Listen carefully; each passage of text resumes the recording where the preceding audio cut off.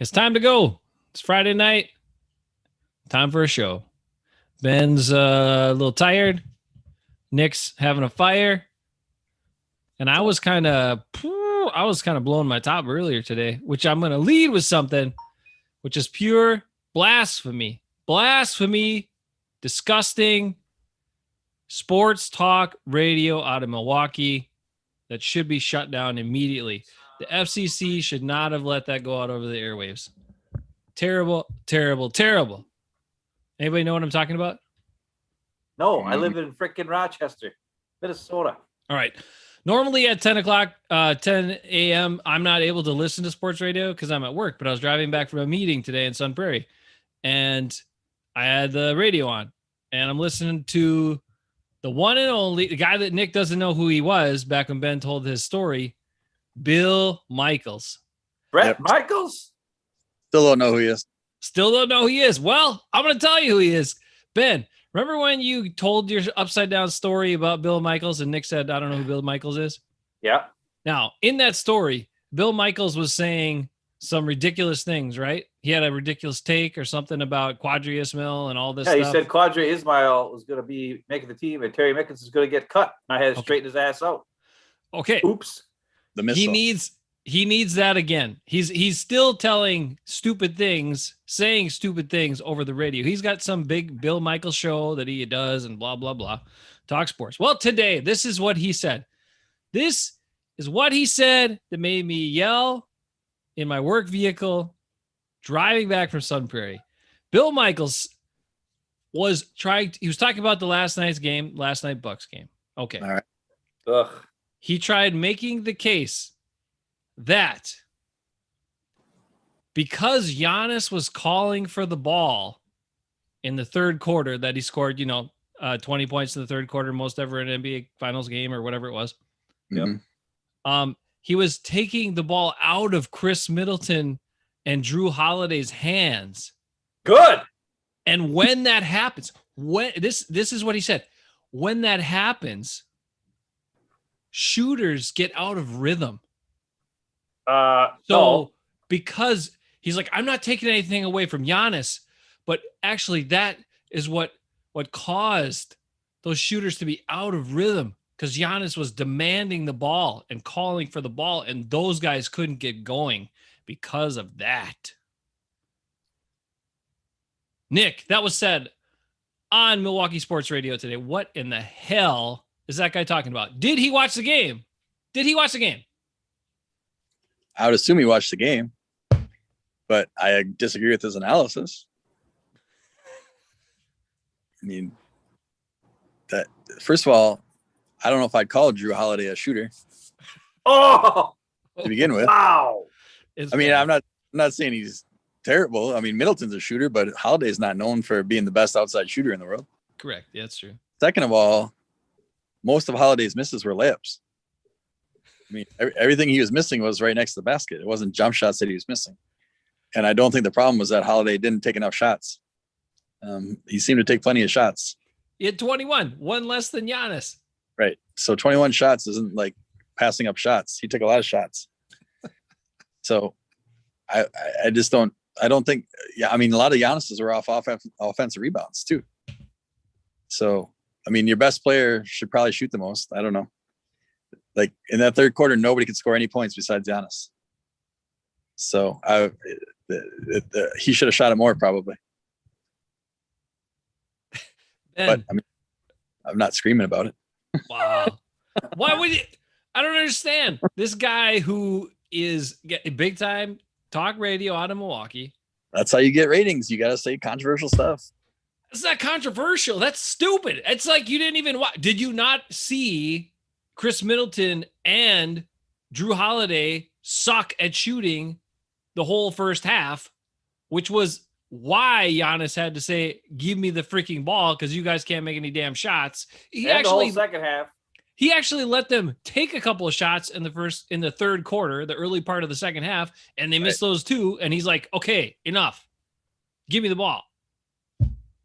And most of Giannis's were like next to the basket dunks. Those are high percentage shots that you usually want. Well, he shot a couple threes that were I don't know why he was shooting them. He Yeah. made one, luckily, but He was I- one out of 5 from 3, and he only missed. And then he was like 15 out of, or 14 out of like 17 or 14 out of 16 Listen. from 2. Giannis is the last problem the Bucks have right now. Yeah. Matter of fact, he's the only thing they have going right now. Him and Pat Connaughton running around like a crazy guy who's at least causing some turnovers and doing something once in a while. Chris Middleton is god awful. I'm sorry. He cannot play defense. He's too slow. He gets beat off the dribble constantly. And if he's not hitting shots, he's completely useless. Why is he even in the game? I'm sorry. If you're not hitting the shots, take him out. Drew Holiday, I don't know. After the couple games where Giannis didn't play and he was on inside the NBA with Shaq and Charles and Ernie and Kenny, and they were like, "Why don't you? It's so good to see you more aggressive." And he's like, "Yeah, well, maybe I got to start being more aggressive." You don't have to, Drew, because apparently you can't make layups. So stop being more aggressive. He tries to do better on defense. But the problem is, just watching the game. The Suns pass the ball constantly to get guys open. The Bucks go 1-on-5. I said it last week. They did it again this week. You can't win. The defense knows exactly what's going on. You have no chance of getting an offensive rebound because all the guys are standing at the damn 3-point line. And then the defense for the Suns just has to turn around and get the rebound. And then not only that, apparently the Suns can't miss ever. Like that Booker guy's hitting shots. Like he had Lopez standing right in front of him. He had a 7-foot guy standing right in front of him, just shot it right on top of him, drained a 3 right in his face. He didn't care. They're All right, making everything. Nico's time is almost up for tonight. He's out backyard fire with bros and whatnot. But so I want to give him one quick thing. Then Ben, we can go on a little more about the game and whatever. Nico, how are you feeling about the Bucks? Can they still do it? Ordinarily, I would feel really, really down right now. I'd feel bad about it. They haven't played to their best potential yet. However, they were down 0-2 against the Nets. They went into Brooklyn, lost the first 2 games, and then came back and won that series. And I think Brooklyn is as good as Phoenix is.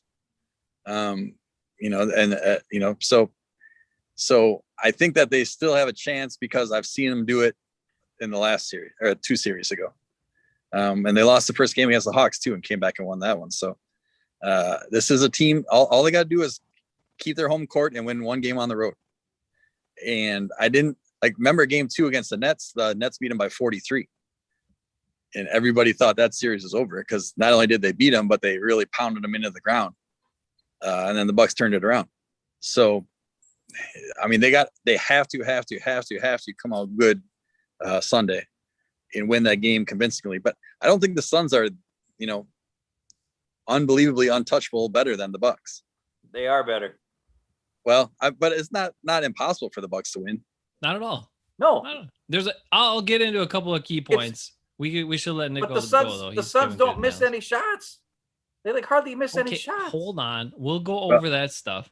Well, when Jason and I were watching that game, remember early on in the first quarter, they had 17 points or something like that. And we're like, did they make 5 threes? Right.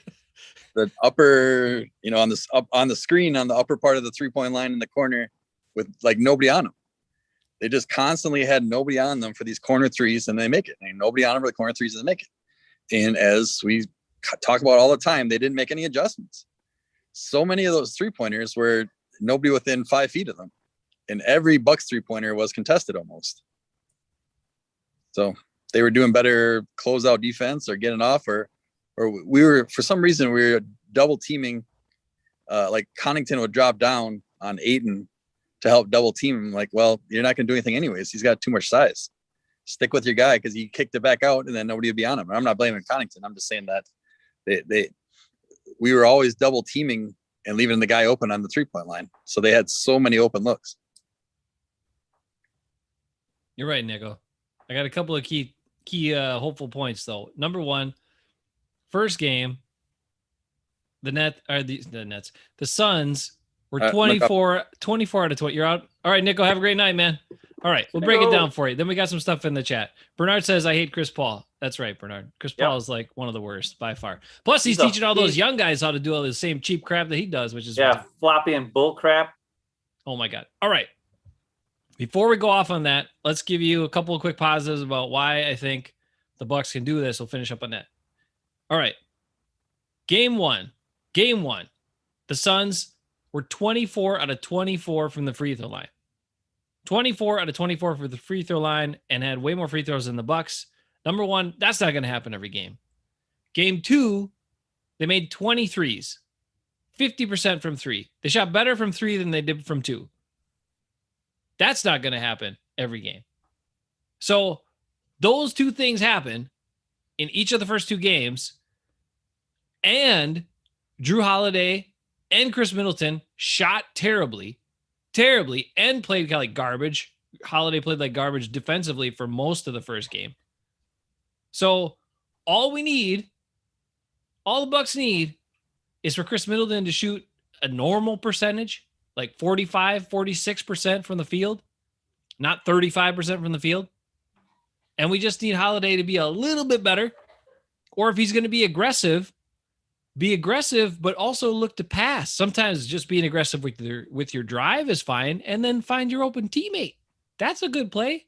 You don't have to shoot it every time, Drew. That you don't need to shoot it. Shooting it does not equal being aggressive. Okay? So that's all we need. And then the Bucks can be right there. Plus, the Bucks have shot terribly from three. And I'm saying, I've called for it the last couple games. Why can't we get a little more Jeff Teague? Jeff Teague seems to be shooting it pretty good. Other guys aren't shooting it very well from out there, but Jeff Teague, every time he gets a chance, he's making one in the last few games. He's not turning the ball over all the dang time either. No. Like Middleton and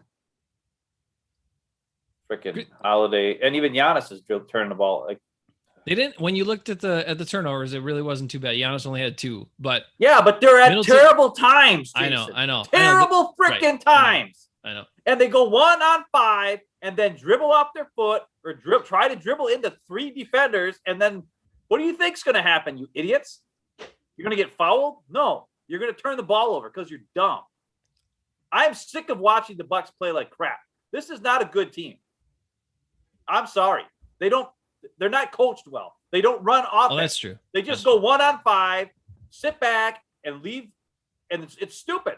It's freaking dumb. And then when you watch the Suns and there's guys moving without the ball, offset picks on the upside, like it's actual plays being called, plus they have Booker, who apparently could be like Michael Jordan and push off every single time he dribbles inside by the free throw line when he's getting ready to do his jumper. He pushes off every time, then shoots his jumper. Every time he does it. And kicks his legs out.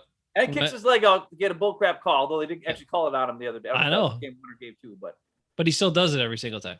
And you guys talk about how the Bucks came back that last series. The only reason why the Bucks were able to come back is because Middleton went nuts in 2 games. And Who's to say he can't do it again this year? I know, also the Hawks were dead cold in shooting. The Bucks defense is so terrible that their good defense is when the other team gets cold. That's it. Come on. When the other team decides to shoot jumpers and they're missing them, and the Bucks get defensive rebounds, which then turns into transition points. That's when they're good. It's not good defense because they are too slow. And they still do the stupid switch on the pick and roll every time, which leaves Lopez screwed. He can't cover him. No, then they try to go small. Last game they switched Where was Bobby Portis in the second half? I don't know why what the heck Bobby is going Portis on? only played like 5 minutes. That's why I don't understand. That's the thing I don't understand. Some of the rotations, some of the playing time. Drew Holiday, like you can see it. These guys are tired. Holiday, Middleton, they don't need to play almost every minute. Like use Jeff Teague, use Connaughton, and bring in Portis and let Connaughton play one of the guard spots. Like those things are possible. Those things make sense. You can totally do it. And Pat Connaughton is good enough. He doesn't have to be relegated to only taking 3-point shots. Like he can go off the dribble. He can drive. He can finish. there is something that, But not many Bucks can dribble. That's what I will say. I don't want to pass see it. Duh. Right. And Middleton, the other weird part is, this is the thing that's driving me crazy. They get in spots where they're like, okay, we need a bucket. We're going to get it. Middleton's going to get the shot this time. And they give him the ball. They either have him take it up court or they give it to him at half court. And then he's got to dribble a whole bunch. He's not good at dribbling. Why can't someone else dribble? Yeah. Let him set up to where he wants to get set up and then rotate the ball, pass it over to where he is. Yeah. Because don't let him have to try to get there. Right. Catch and shoot. Anyways, he's really good. But like off his dribble pull-up shot, he's not that good. I want to say something. Jalen Rose said something at halftime. And I usually think Jalen Rose is a moron. But in this case, he said something. They were showing highlights of the game. Mm-hmm. And he showed one play where every Sun touched the ball on an offensive set. And he said that when you have passing like that, it brings up the whole team's energy because they feel like they're contributing. They feel like they're part of that score in some way. And the difference between the Suns and the Bucks is the Suns do that. Everybody's getting a hand on it. They're setting a pick off the ball. They're doing something to set up the play for their guy to score. The Bucks just stand around at the three-point line and have Giannis go 1-on-5 or Middleton go 1-on-5 or Jrue Holiday just dribbles through the middle and misses a layup or whatever it is. But there's no set picks. There's no off-ball movement. Freaking poor Pat Connaughton just stands over in the corner in the three-point line all the damn time, waits for somebody to throw up some crappy shot, and then streaks in there hoping to get an offensive board, which he's too short to get it. Half the time he doesn't. Sometimes he does. He gets lucky. But most of the time he's too short. He can't fight with those guys to get the offensive board. But that's all he does. If I had to do that every time I was in a game, just stand at the three-point line and wait for a guy to shoot a crappy shot and then run in there and try to get the offensive board, that's my offensive positioning. That's what I'm supposed to do. And then they want me to go back and hustle on defense too? No. Let me be a part of the team. Let me at least set a pick. Let me do something. But they got him just standing. And poor Tucker on offense, just stands at the other side. It's like those two guys just stand on each sides of the three-point corner on the baseline while Giannis and Jrue Holiday and Middleton or whoever else is in there get to freaking run the offense 1-on-5. It's dumb. I don't even like this team now. I'm sorry. They got to show me something new. Budenholzer's got to show me that he can coach. Because right now it looks like he's not coaching anything. They're just out there. It's almost like a pickup game for them. Oh, you guys just stand out there. I'll dribble around and try to see what happens. Then you get the board. Is that the play call? Because I could teach them that. I can coach that. I don't know. You watch the Suns, guys are moving off the pick. How many times they do the pick and roll and that big 22 or not 22? I don't know, whatever. The tall guy, the skinny tall guy, crashes to the line. Easy shot, or at least he gets fouled or whatever, or it gets screwed up. I mean, it's almost like the Suns are playing chess and the Bucks are playing checkers, and they can't win that way because all they got is black and red little circles. The Suns got the bishops, they got the queen, they got the king, they got the knight, they even got pawns. A couple of their guys are pawns. They're just setting picks, but those pawns are doing something. Well, some of these guys, the Bucks checker circles are just standing around doing nothing. It's dumb.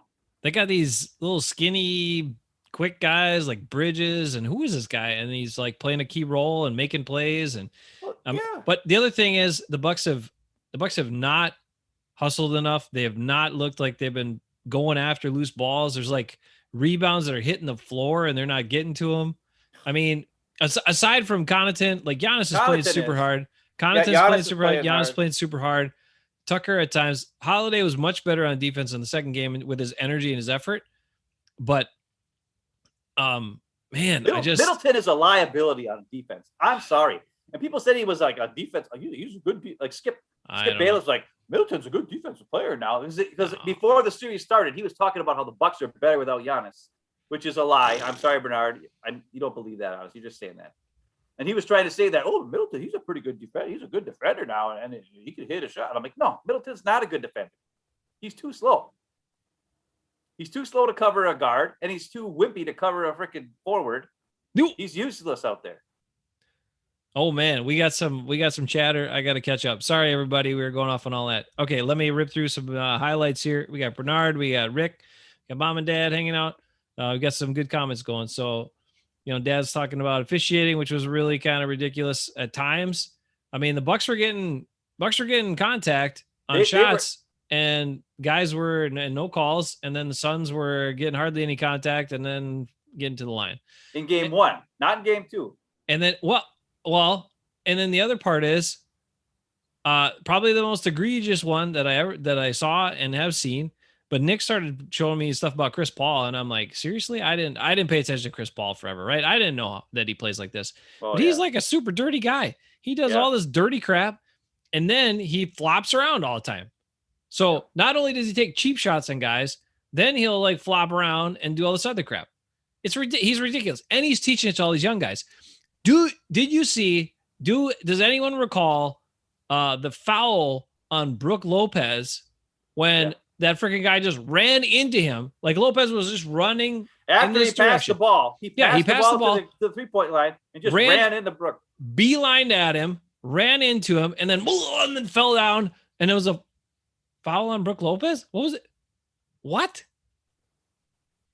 Now you have the ability to challenge some of those things. I don't know why the Bucks didn't challenge that one because that was like ridiculous, but whatever. That's the kind of stuff the Suns do. That's the kind of stuff Chris Paul and his great leadership is teaching some of these young guys to do. Great. If you're going to use that crap to try to win, it's just super annoying and frustrating. Okay, let me go through a couple of things. Let's see. Yeah. Mom was talking about the holiday, the shooting was so bad. It was. Bernard is trying to say that Giannis can't take over a game, but he did take over a game. Bernard, he did. He scored 42 points without him. There's a point in the fourth quarter where Giannis scored 2 buckets in a row. The Bucks were down by 6 points. I don't know if the Bucks called a timeout or if the Suns called a timeout. But they took Giannis out, and the next thing I knew, I blinked my eyes, and the Bucks were down by 14. And then they had to call another timeout and get Giannis back in the game again. Just leave him in there. I don't care if he's tired and sweating. He was sweating and heaving and hoeing. Who cares? He's the only guy who could do anything yesterday. But they took him out, and it was and at that point, because I told you about this. I was watching the game with Olivia, and at that point, they were down by 6 in the fourth quarter. There was like 5 or 6 minutes to go, and Olivia goes, "Oh!" and she's like clapping and going like, "Yes!" and she's like, "I'm just happy they're not down by 10 points or more." And I'm like, "Well, that's not a good thing to be happy about," but. We were both like, okay, we got a chance here. There's plenty of time. We're only down by 6. We got a chance. And then I'm like, wait a minute. They took Giannis out. And the next thing I do, stupid shot by Middleton, stupid shot by freaking Holiday, turnovers by both of them. And you're down by 14 all of a sudden. And you're like, what are you doing out there? And that's the problem. I got to say it. Middleton and Holiday are not holding up their end of the bargain. No. Absolutely you can't call it a big 3. No. And also one more thing. Giannis has got to freaking make these goddamn free throws. This is ridiculous. They lose by 10 points and he misses 7, 8 free throws. That's a huge difference. Change it up, dude. Whatever you're doing, you think it's working, it ain't working. Dribble twice, then shoot. Don't dribble 6 times and practice your shot 7 times and do it. He needs to be working on free throws all the damn time.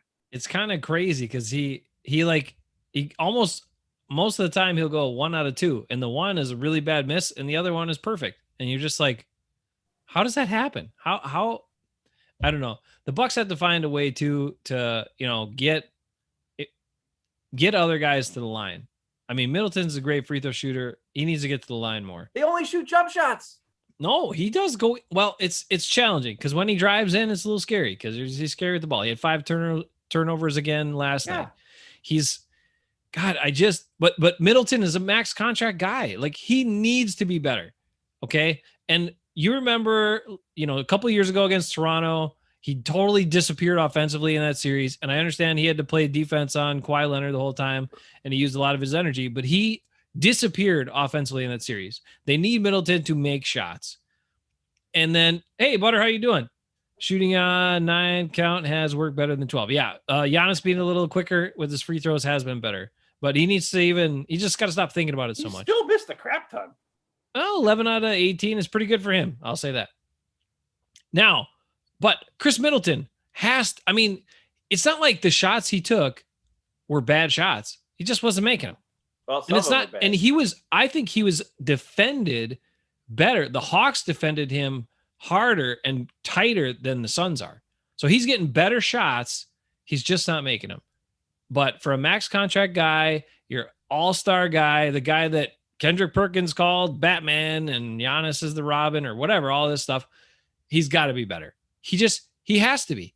And he can be. I believe he will be. I don't think he's going to disappear. Well, let's hope that being in Milwaukee will help him make some shots, because if you compare him to Booker, it's like night and day. Booker makes every dang thing. I mean, he is like silky smooth. The first game, he didn't make too many shots. We got a lot of free throws. Well, he got a lot of free throws. Well, yeah, because he was flopping around. Chris Paul taught pushes him off. Why doesn't Middleton push off more? They let Booker push off. Middleton tries to flop around and do that stuff, and then he doesn't get the calls. So he's a Buck, dude. It's the way it goes. All right. I know. I'm a Bucks fan for a long time. We got another one. Let's see. Chris Paul. Oh, yeah. Dude says Chris Paul reminds him of Jordan getting away with everything. Mom says, and the fart head that kept flopping. That's Chris Paul, Mom. A couple of fart heads on the Suns that kept flopping, Mom. And then Bernard says he thinks the Bucks might get swept. No, Bernard. They might if they keep playing like this. Nope. They're playing like crap. Nope. Because if the Bucks get swept, if the Bucks get swept, that would ruin my birthday. No getting swept on my birthday. No, Bucks. Speaking of birthdays, we got to wish good old Eckes a happy birthday today. He's old. He is 97 years old today. All right, 47, but whatever. I pretended it was 97. He's old. Most people feeling that, Bud isn't really that good of a coach. And well, how can he let him keep? He just I don't understand not like how it's rocket science. And when the pick and roll, if they keep getting caught with that trend, with that, when they switch on the pick and roll every time, and sometimes they switch, they both go. Sometimes Lopez will switch, and then the guard will still cover Paul and leave the big guy streaking down there with nobody there. And then it's an easy pass and a layup. Like, if you're going to switch, then switch. Or if you're both going to go, like, no, one guy goes, one guy stays. I think they got to play a zone because they're giving up wide open shots all over the place anyways. Might as well just play a zone and force them to make the shot. Yeah. Own the paint. Play a zone, own the paint, force them to make outside shots. If they start making outside shots, fine, pressure them a little bit. But otherwise, you can't handle pick and roll. You're too slow with your feet. It's dumb. And offense, pass the gosh dang ball. And also get more guys involved. And for God's sake. And where the hell's Portis in the second half? I don't know. I don't even care if he doesn't shoot. He's an energy guy. He's a defensive. He's not that great on defense, but he gets rebounds. He just adds something to the team that's not there. Like, he should be out there more. And Teague I thought Teague played great in the second half when he was in there. I don't know why he doesn't get more minutes. Give him more time. I would like to see the plus minus on Holiday and Middleton, because it's got to be terrible. It wasn't good. Teague, Holiday's was better, but Middleton's was really bad. Teague also is a really good free throw shooter. That's the other thing. It's like, dude, he's a good free throw shooter, which the team struggles at. And he's a good outside shooter, which the team has been struggling at as well for most of the postseason. So Holiday had great stats this year. You know that? Like, he shot three. I think this was his best year ever. He shot almost 40% from three during the regular season. But he's terrible. He's terrible in the postseason. People were comparing. I heard on another radio show as I was driving out today. They compared Eric Bledsoe, a couple of Eric Bledsoe's stats to Drew Holiday's in the postseason, and they're basically the same. They said Eric Bledsoe shot 40% from the floor, or 41% from the floor, and Drew Holiday is shooting the exact same, 40%, I think. And from three, Eric Bledsoe shot 25% in the playoffs, even though he was much better during the regular season, which is terrible. And Drew Holiday is only shooting 28% from three in the playoffs. So, and he takes a lot of shots. I mean, that's a guy taking a lot of shots. If guys take a lot of shots, they got to shoot a good percentage. or you're going to lose. Or you adjust and you go more down low and you do what we talked about before, where you're working with, give Lopez some opportunities to work down low, give Giannis a bunch of opportunities to work down low, and feature those guys and crash the boards. The one other thing about the game that was really interesting was the Bucks had a bunch of offensive rebounds, a bunch. That's because they couldn't hit any shots. Well, partially, yes. But unfortunately, Tucker got a bunch of them, and he's terrible at putbacks. He's so short, he'd get the board, but he just couldn't convert on the putback. And that's where Portis is much better. So if you put Portis in that position, he's getting the offensive rebound. I got to be honest. Finisher, And I haven't watched the Bucks all year to know if Tucker is some kind of defensive wizard or something. He's supposed to be. Well, it ain't working. And why isn't he the guy who does all the pick and rolls? Why don't they put him on Chris Paul or put him on Booker then? They had him on Booker some, but he's too slow too. He's old. Right. Yeah. I mean, I hate to say it. I don't know why the guy's even in the game. He can't shoot. He's too slow to cover these guards. I mean, he's probably good against like KD and James Harden, who are slower guys. But against, but in the last two series where he's got to play these fast guards, he's not really worth being out there. And I mean, I'm sure he's a great guy. I feel bad saying this, but what does he honestly contribute on offense? And I heard somebody said he had a good 3-point percentage this year. He did. Well, he can't make anything in the playoffs. He did better this past game, but he's had some rough games. The other thing about Holiday that I would like to have looked at and broke down, because he's had a couple of like high scoring games and good offensive games, but I'm wondering how many games he's shot below 40% from the field, or even below 30%, 35% from the field. He's more games in the postseason. He's been below 35% than he's been above 35. And that's not okay for a guy that's taken like the second most shots. So I don't know. Look, all that, the thing is though, like Holiday can be smarter. He can distribute more and not shoot as much. Middleton can shoot better. I know he can, and I believe he will. Lopez can get a little more involved. Giannis can still dominate, because that was one thing after the game. Nick was a little deflated, and I was like, hey, these crazy things happened. Plus, they're playing like crap. Like, they play a little better. The Suns don't have these crazy, 50% from three and all the free throws that happened in the first game, and they can win these games. They can win them. And he was like, you think Giannis can dominate and get, 40 points a game? Yeah, I do. Against this team, sure.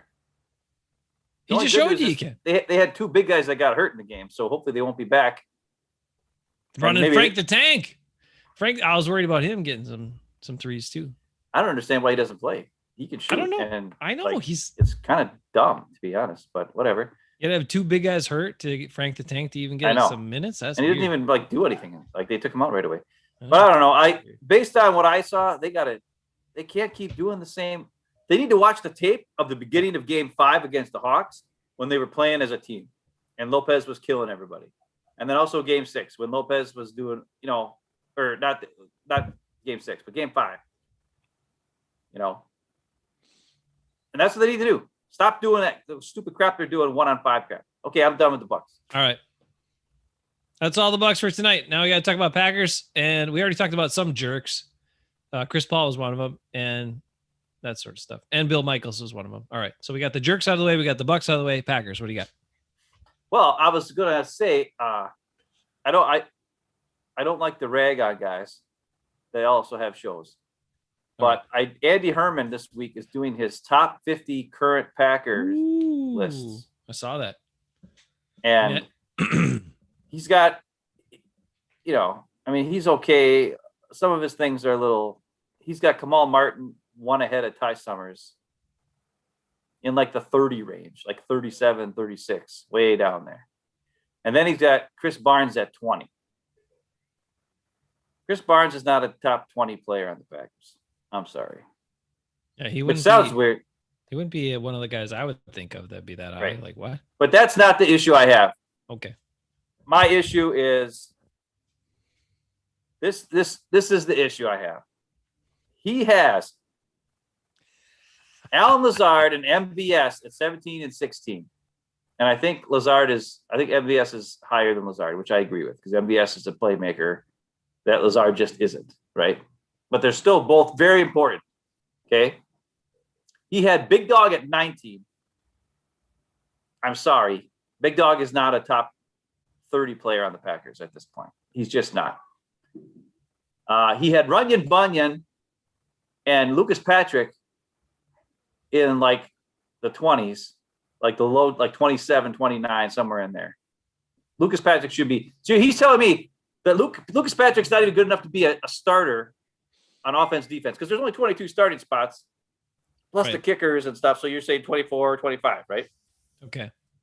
But Lucas Patrick's not good enough to be a starter, apparently. Nope. Everybody's down on Lucas Patrick. Whatever. But here's the one that really got me today. And I normally can go with him on stuff, but this is the one that really killed me.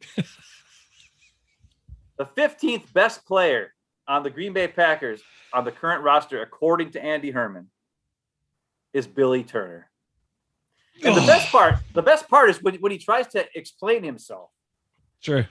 He goes on and on. He's like, sometimes just having like an average player is really and he's trying to talk himself into putting him at 15, but still saying how he sucks. Like he's like saying how he stinks. And then they'll be like, but he's pretty solid. He's like, well, yeah, there'll still be like one or two bonehead plays each game where you're like, what the heck is he doing out there? But he's solid and consistent, and that's valuable because he can play any guard spot and right tackle and left tackle, and he's so valuable that I had to put him at 15. No, I'm sorry. He's not a top 40 player on the Packers. He is garbage. He is terrible. And after I saw him do that, I was just like, I'm done. I don't even want to see this. I don't want to see this. He had all the rookies rated higher than Lukey Patrick, Ty Summers. Really? Those guys are starters. Well, Ty Summers not. Lukey Patrick is. He has. So here's my other thing. If Billy Turner's number 15, he's the 15th best Packer. How the hell do we ever make it to the NFC Championship game? Because we're definitely top loaded. Like we got like 5 guys that are really awesome, and then the whole rest of the team is garbage. What do you think about that? Billy Turner, the 15th best player. I mean, I like Andy Herman. I think he's an awesome, nice guy. And most of the list I'm fine with. But you cannot put Billy Turner at 15. Not if you watch the tape. What's your opinion on that? Okay. When you said you were going to talk about this, that was the first guy I wondered about. Where would he be? Where would he put him? And I'll say a couple of things. Number one, I would never use the words solid and consistent with Billy Turner. He is probably one of the least consistent Packers. Well, he's consistently bad. I mean, there are times. I mean, he never is that good, but there are times where he's serviceable, where he can at least kind of get the job done. Okay, there are times, and there are some games where a higher percentage of the game he got the job done. Okay, but he's all over the place. He will have, not just, oh, that wasn't such a great play. He'll have terrible plays, numerous terrible plays. And that's what I'm telling you too. Like if he's in there, Jordan Love is a quarterback. I'm scared for Jordan Love. Aaron Rodgers has helped make the tackles look much better than they are, especially when Bakhtiari was out at times, because he is aware he's good at avoiding guys. And, even little shifts and stepping up and sneaking out and doing all that stuff that he does, he's helped this offensive line seem like they're better than they actually are for years and years and years of pass blocking. Everybody's just like, oh, they're the best pass blocking offensive line ever, blah, blah, blah. No. So you take that guy with all his experience and that ability away, but you keep those guys in there, and now you're looking to get rid of one of your actually more solid and consistent guys, which is Lucas Patrick that you guys keep talking about. No, he's not even good enough to be a starter. He's a nice depth guy, whatever. I mean, it's going to be scary. It's going to be really scary. Both Royce Newman and Myers rated higher than Lucas Patrick and John Runyon, who we watched John Runyon play last year, but more importantly, we watched Lucas Patrick play last year. And you're telling me rookies who have never played are rated higher than those two guys? Look, who have played and proven that they can do it. That's the thing that scares me. And then he's got, and I would say MVS and Lazard should be way higher than Billy Turner. Oh, that's also very. They're alarming. playmakers. Like they're playmakers. Those guys. That's also very, very, very, very alarming. Like, who were the other offensive linemen that were higher than him? Anybody? Other than Bakhtiari? Well, he hasn't gotten to the top 10 yet. That's going to be tomorrow morning. Oh, okay. And that's part of it. So, and based on what is left, Bernard, stop it. You got Aaron Rodgers. You got, Aaron Rodgers, Aaron Jones, Devontae, Bakhtiari, and Jenkins as offensive players that are still left in the top 10. You got Zadarius Waste-Smith. You got Adrian Amos. Jair. Lee showed up. Kenny Clark. And then I'm assuming, that one must be Mason Crosby, because I don't think he said Mason Crosby yet. So Mason Crosby must be in his top 10. Hey, so that I think he's that's really solid. That's his top 10. I don't know what the order is for his top 10, but those are his top 10. And number 11 and 12 was Gary at 11 and Savage at 12. And I think MVS and Lazard are more impactful than Savage at this point. Yeah. I mean, I don't know. But it's hard on defense because you can't be in on every single play, but it's just, I don't know. I mean, but I'm okay with most of the list. I wasn't even mad, but the Billy Turner at 15, come on, dude.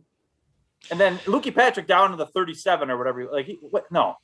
He wasn't 30. He was like 27. I'm sorry. He was 27. But like, I'm getting used to it. I'm just getting used to people discounting him. And, that's what everybody's doing. Well, great. I guess he's had that his whole life, whatever.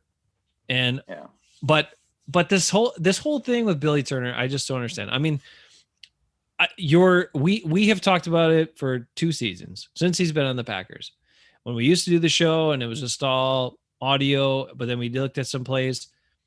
Billy Turner was terrible in 2019, and we talked about it. And we weren't trying to talk about it. We didn't want to talk about it, but we had to because he was terrible. And then the Packers continued on with him, and he keeps starting, and he keeps being one of the guys that's always assumed to have a starting spot. And I don't understand it. I cannot understand it. Your breakdown of him at times too, from some games, but you could go through every game in 2020 and find a bunch of terrible plays there too.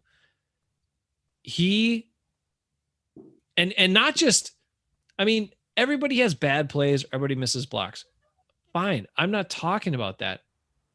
Those plays, some of those plays you showed with him were just so egregious. So, I mean, that player that made some of those plays should not even be in the NFL at all. Yet he's starting on the Packers offensive line. I don't understand it. Yeah, I don't want to, rag on it anymore all night long, but that was some the guys, thing I had to talk about. People are asking some stuff. Ridiculous. Lee's here. Lee, how you doing? Lee did say that the list was questionable at best. He also thought MVS was far above Lazard and Preston. Preston where the heck was Preston? He was in there some like the teens, 14 or 15 or somewhere in there. I can't remember exactly. Is Andy Herman like projecting a bounce back year for him or something? Or no, maybe. I mean, dude, the Packers. I mean, 15. There's only 22 starters, so 15 is one of your weaker starters. It's not like it's a great player.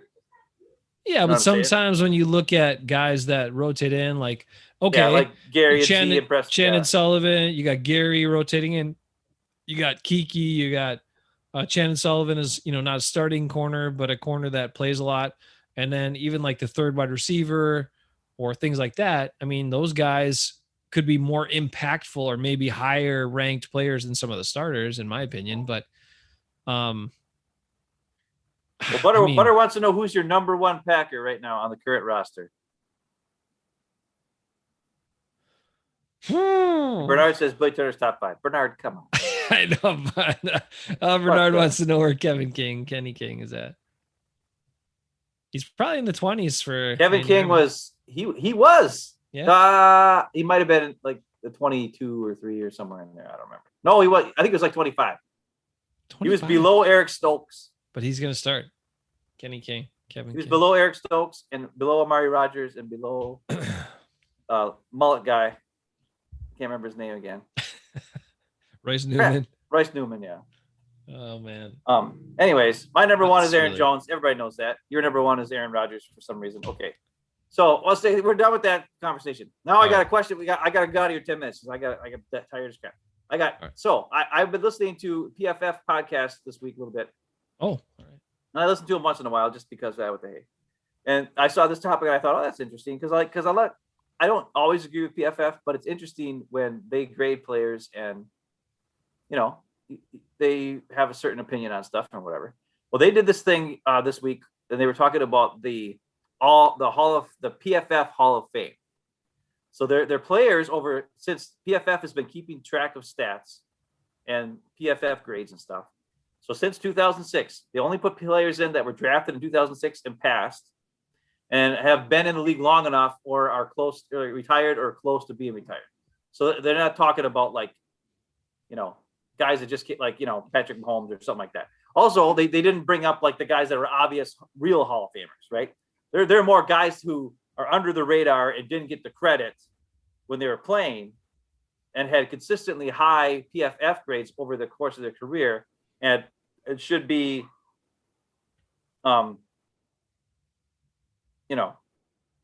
that kind of thing. That's Allison Chains is never butter. But anyways, so there were 2 former Packers who made this PFF Hall of Fame. And I was actually, one of them I was shocked to know that he had that high grades because it was interesting. And the other one was, I was not shocked, but okay. So I'm going to give you some clues and see if you can figure out who one of them was for sure. All right, here's the clue. One of the players, are you ready for this? His rookie season got a 91 PFF grade. Okay, he was a defensive back. It's the 3rd highest defensive back grade in all of PFF history for a season. The only guys better were some guy I can't remember what his name was, and Darrelle Revis. And then this guy's rookie year. He had 1 contract with the Packers, and the Packers did not sign him back. He was not a Pro Bowl player with the Packers, but he went to another team and became a Pro Bowl player and was respected for quite a few years in the league. And you met him personally. So who is this player? Is it my favorite guy or the little shrimpy guy? There's only 2 guys to choose from. So which one do you think had their rookie year had a 91 PFF grade as a defensive back? 91, the 3rd highest grade ever, because defensive back is hard to do. And went on to a different team, was not a Pro Bowl player with the Packers, but became a Pro Bowl player after leaving the Packers. And you met him personally. I wish. Which one? There's 2 guys. Which one? I hope it's Micah Hyde, but I think it's probably Casey Hayward. It's Casey Hayward. Okay.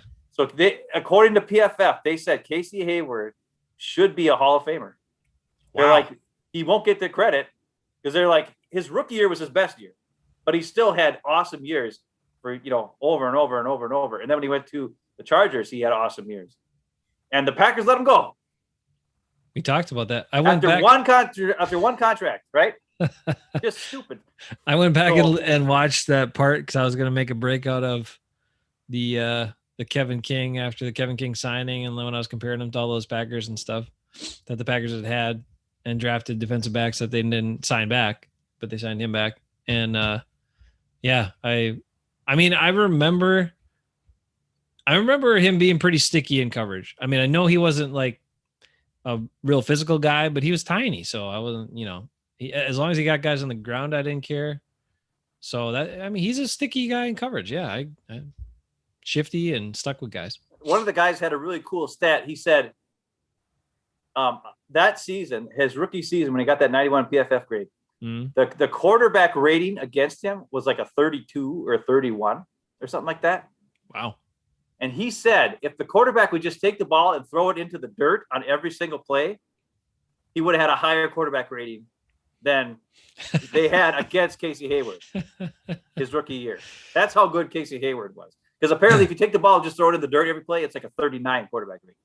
Oh, which makes no sense. So you don't complete a single pass, you still get a 39 quarterback rating. That quarterback rating system is just the dumbest thing of all time. We all know that. But anyways, so I thought that was kind of cool. I mean, Casey Hayward is, we all liked him when he was here, and he's another one of those. He's like kind of like Tremont, where it's like you look back and you're like, man, he was really good, especially when you compare him to what we've seen since.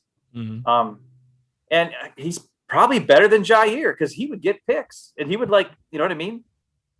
Jair's a little bigger, a little bit more physical for sure, which I like. But Casey was a good player. So that was one of them. Now here's the other one. This one shocked me to all get out with this one. I'm going to tell you right now. I think you're going to be shocked too. The other player who is in the PFF Hall of Fame. Okay, so this is not an obvious Hall of Fame because like JJ Watt and all these guys. They didn't even mention those guys. They're like these are guys that are under the radar. People don't realize how good they were, kind of thing. Okay. And I have to eat crow on this, and you do too. No. I'm going to give you a clue. This Packer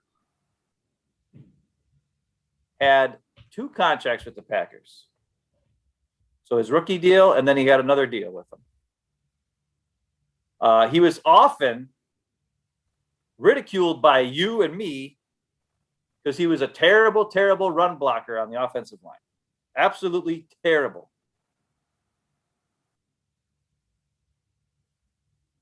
So, who do you think that is? But here's I'll give you that one more clue. This is how he made it. Apparently, this player, this offensive lineman's pass protection grade is the best pass protection grade at his position in all PFF history.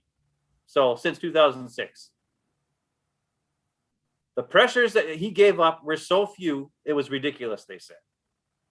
So even though he was a terrible run blocker, his pass protection was the key that put him in the PFF Hall of Fame. Now, they did not say that his run blocking was terrible. They probably thought it was good. But you and I know he never blocked anybody. I mean, well, it wasn't run blocking. Well, usually it was like screen passes where he would just kind of not ever do. Like he'd run. He did the Dave Bakhtiari against the Eagles play where he would just run and never really block anybody. And they'd be like, what is he doing out there? You know who it is yet? There's not that many offensive linemen that the Packers had for 2 contracts. And Josh Sitton? Yes. Josh Sitton. They don't know PFF. Well, they said they said the amount of pressures given up by Josh Sitton is lower. The percentage of pressures given up per play is lower than per pass blocking set, whatever, is lower than any other player at guard in the history of their PFF scoring. Also, his PFF grade is higher in pass protection than any other guard. That's crazy. It makes sense though, because when he was there, the Packers were a great passing team. I mean, they were, right? Yeah. But they weren't that great at running. That's true. But it surprised me that when I heard his name, I was like, "What? What? Josh Sitton? Are you kidding me?" At first, I was leaning Bulaga for a second. Oh yeah. Well, but then I was like, no, he wasn't that good at pass blocking. and then I was almost going Lindsley, but I was like, if they said that, that's totally wrong because Lindsley was. I mean, we've seen plenty of plays where you're like, what are you doing on pass blocking? I don't get it. I would think that Sitton didn't have a lot of one-on-one blocks. No, that's the thing. I don't know. They didn't really they mostly brought up pressures and pressure rates. Yeah. not necessarily PFF grade when they talked about Josh Sitton. So it's not like they went back and watched the tape again. They just went over what the grades were, what the pressures were like. They looked at all the stats and stuff. Because they found a bunch of other guys that they brought up too that were like, Antonio or I don't know, a couple of different guards and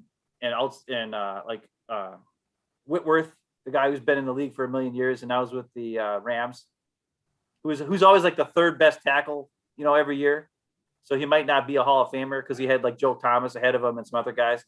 And now Dave Bakhtiari, he's kind of like the third or fourth best tackle of the league, but he's always been the third or fourth best tackle of the league. And he's been very consistent. So that's kind of one of those guys that they brought up. So, but it was really interesting. I was like, wow, Josh Sitton, get out of here. I mean, but hey, maybe it could be true. I don't know. I mean, I wasn't watching tape like I do now back then. Right. So. Right. He was good. I mean, he was good for a while, and then he was kind of like overhyped, and then his play started to, kind of go down. And I mean, it's clear like he wasn't very good in Chicago, and when they picked him up and all that stuff, he didn't last that much longer and all that. But and Lane Taylor was really good when he got to play. So that whole move and people freaked out was just kind of weird. And we were like, yeah, I mean, I thought Lang was better than Sitton, to be honest. I did too, as an overall player. Yes. Right. But apparently he was more consistent. He was, I think he was more effective, more consistent, but yeah. Now, I will say this about PFF. Now, maybe PFF knows how to grade certain guys. I don't know. Certain positions better than others. But last year, they rated Billy Turner higher than Lucas Patrick. So that knocks down their offensive line grades to me, right? Yeah. You told me Lucas Patrick was like a top 15 guard or top 15 player at something last year. A couple weeks ago. Probably top 15 player in my ratings. No, you said he had a top 15. You read off a whole bunch of stuff. It was after the whole Andy Herman. You had a big fight. Yeah. No, all that was true. Well, that's PFF grades. So they I know, must have, but somehow you can't tell me that was guard. That was ranking guards. Guards. Oh, okay. Billy Turner somehow had a higher PFF grade than Lucas Patrick, which should never happen for a single game, for a season, for multiple seasons. Like never. Not even a play. He doesn't even have one play where he should be rated higher than Lucas Patrick ever. I agree. And they rated him high. So I think their offensive line evaluation, they need some new people doing that. That's what I'd say about that one. Well, either way, I thought it was interesting. But it is interesting. Interesting tidbits. Fair couple players who, it's always not, you and me, we're guys who we like the underdog type of guy. These are two guys that Josh Sitton, who I never liked, really. Right. Not that I didn't like him, but I didn't think he was all that great. But apparently, maybe he was way better than I thought. And you know what? I'm going to give him some credit because he was. Hey, maybe he was really good. He was very good for a while, and he was a good player. I'm not saying he wasn't a good player. I just think, he was getting lots of money for a while, and then his play started to come down. And I think they made the move at the right time. Is what I'm saying.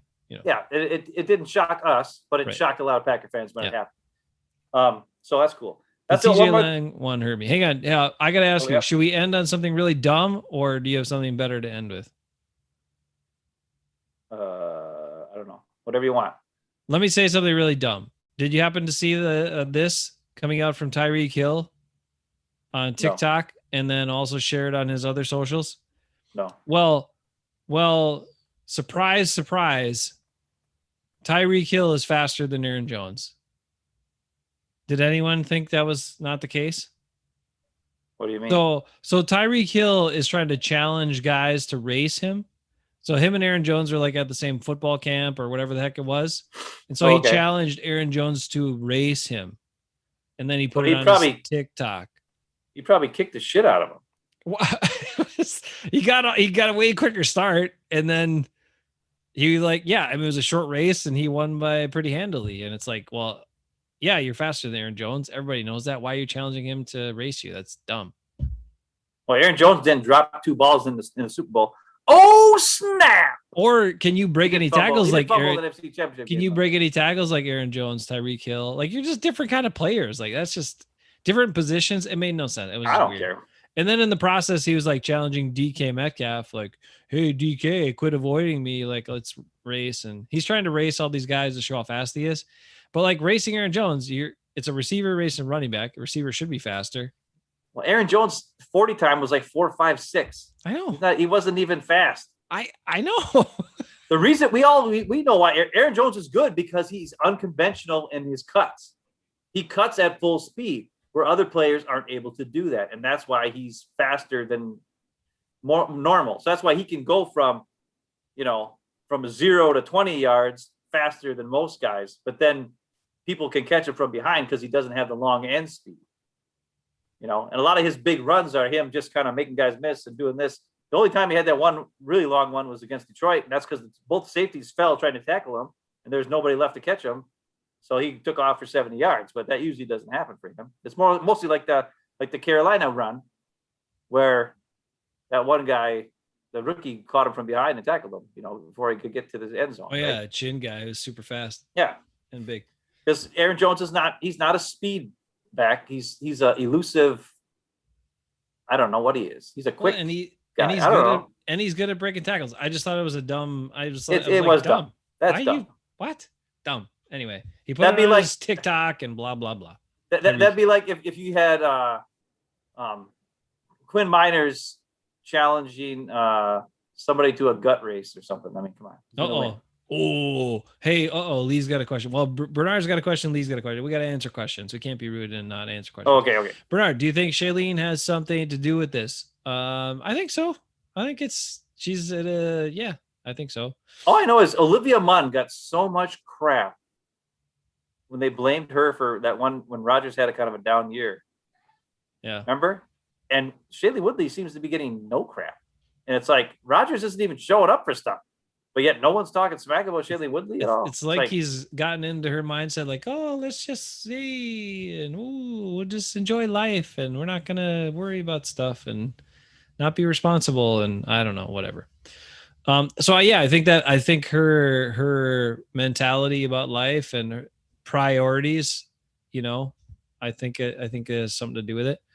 And then Lee says, who do you think will step up most on the O-line? Royce, Braden, Myers, Runyon, Lukey. Well, I think Lukey would if he gets a chance, but I'm still thinking they're going to try to stick those young guys in. I don't like that Newman guy. I told you, the thing is, he's got those long legs, skinny arms. I don't see how he can be a guard, first off, if they're going to make him play guard. Yeah, I know. He looks like a tackle. I don't get it. And he doesn't look very strong. He just doesn't look strong enough. Like if big guys try to bull rush him, I can't imagine he's going to do very well. Braden, I admittedly don't know a lot about. I mean, I've heard some of the hype and whatever, but he's a guy that's bounced around a lot. So I'm not in love with him. I mean, maybe, hey, it doesn't matter. I mean, you can still turn your career around and pick up and right fit, right situation could be impactful, but I'm not thinking him. The bottom line Myers better be good. He's the only guy who we know is going to start. You better be good. Excuse me. Bless you. You know what I'm saying? He's the guy that we know is going to be he's the guy who's going to play. Yeah. So Lukey Patrick should play and should start, but who knows how dumb they are. I'm so looking forward to actual preseason this year, so you can actually see some preseason games. And yeah, it's only 3 this year because they extended the regular season and all that. But and then also reporters get to go to camp and tell us who's lining up where and when and all that kind of stuff, which will help us as fans learn what the Packers are thinking. But there'll still be surprise cuts and whatever. Some guy will get cut you never thought of, and some guy will make the team you never thought of, and then a guy will make the team, and then 2 days, the next day he'll get cut anyways because they'll pick up some other guy from a different team. It happens all the time. So it's just exciting to get back to regular fan, preseason watching and know what's going on. Where last year we were just speculating all kinds of stuff, and we were talking about Jace Sternberger being a playmaker for the Packers because we both liked Robert Tonyan better, but they never gave him a shot. So we just figured they were going to not give him a shot because he's an undrafted guy, and Sternberger's a 3rd-round pick. And little did we know that, we heard some things. We heard that Tonyan's running with the ones, and we're like, Tonyan's running with the ones, and then they closed off practice to everybody. Mm-hmm. Right? Because that was only the first practice day. And then all of a sudden they're like, nope, no more reporters. Shut up. Right. But then we weren't really sure what was going on. It was just because Sternberger was hurt or whatever. We didn't know. So it's going to be nice to see things now and know kind of what's going on in the offensive line, what's going on with linebacker. That's the key I want to know. Are we going to get some Ty Summers in there? So it's interesting preseason games, right? Because a lot of people watch them and once the starters are out, they're like, whatever, and they don't really pay attention that much and whatever. But I love watching when the second, third, and younger guys get in because that's how you find out what some of the guys have. And then you also watch then the following game. Okay, maybe they got in like third, with the third stringers. That second game, are they going to get in with the second stringers now? Do they kind of take a step up? Does the team see like, okay, how do they do against a little better competition? And, there have been guys that have worked, throughout the preseason where they weren't on anybody's radar. All of a sudden they got chances to perform and show what they have. And they, made an impact, made the team. I think, you guys know, okay, we've talked about it enough, but the answer here. Billy Turner should not be playing. Right. One more of those guys should get to play. Yeah. Right. And then I would feel much better about that. And Billy Turner, fine. You want to keep him on the team. He's a good dude. I've told you that too. He can back up multiple positions. Fine. I honestly think that I wish they'd cut him. I think they need to get rid of him, get rid of Mercedes Lewis, get rid of sound like Bruce now. Well, what do they do? You're right. They're taking plays away from better players. Yep, I'm sorry. Yep. I'm sorry. They are. I don't want to see him there. Kevin King, bye. I'd rather see Josh Jackson in there, especially with this defense. If they play the defense they played with the Rams, that kind of like that Seattle scheme, that's Josh Jackson could play a zone where he's better at a zone. His problem is man coverage, grabbing guys. If he's playing a zone where he can see what's going on, that's what he did in Iowa, and he played great. He got interceptions, and he did all kinds of stuff. I'm thinking Josh Jackson could be a much better player in this defense than Kevin King ever could be, but who knows? And it's interesting to see what's going to happen to Jair because he's played a lot of man. Now they're going to have to play a deep zone or whatever. I don't know what they're doing. They're going to do the 3 deep with the 4 guys underneath zone more often, or who knows? But it's going to be, that's the best part about preseason, I think, is you get to kind of see a little bit about who's out there, a little bit about where they're playing. It's not everything you're going to see, but it gives you hints, and then we can always judge the mistakes they make when they cut the wrong guy. Because they will. You know it. Just like Kumro got cut. Sorry, Ekis, I know it's your birthday, but that happens. Your star number 1 player will talk good about a player, and then the next day he gets cut. Because that's the Packers. Oh man. Well, I just hope I'm intrigued to see the late round running back, 7th round running back they drafted, to see what he looks like, in a football game, because I think he could do something. No.